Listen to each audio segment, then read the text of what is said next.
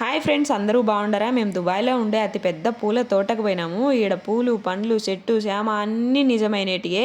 అయ్యో పొరపాటు పండ్లు అని చెప్పేసిన. ఇక్కడ పండ్లు ఏముండవు, రకరకాల పూలు ఉంటాయి, రకరకాల ఆకులు ఉంటాయి. ఇది చాలా పెద్దది. తిరిగి తిరిగి కాళ్ళు నొప్పులు వచ్చేసినాయి. ఈడికి వచ్చే తలకే బండి లాంటి డైనోసార్ ఉన్నింది. జీవా మాత్రం అది ఎక్కేసింది పోయి. మోహిత్ ఏమో నిద్రపోతా అంటే ఇంకా నన్ను వాళ్ళ నాన్న ఎక్కించుకొని ఊరంతా తిప్పుతాంది. ఎదురుగా చెట్లలో నుంచి పెద్ద అయినా చిన్న పిల్లి తొంగి సుచ్చన్నట్టు భలే ఉంది కదా. ఇవన్నీ రియల్ ఆకులు అనమాట. ఇంకా వాళ్ళ నాన్న అంతా తిప్పేసినాక నన్ను ఎక్కించుకొని తిప్పుతాంది. నన్ను మాత్రము ఈ చెట్టు కిందనే తిప్పాలంట. ఈ చెట్టు లాగా భలే ఉంది కదా. ఇది గ్రీన్ కలర్ కింద పైన గుత్తులు గుత్తులుగా పూలు, ఫ్లవర్ వాజ్ మాదిరి ఉంది. దీని కిందనే తిప్పాలంట. కొంచెం దూరంగా తిప్పవే అంటే నువ్వు కదలకుండా చక్కగా కూర్చొని నేను దీని కిందనే పూల కిందనే తిప్పాలా అని తిప్పుతాంది.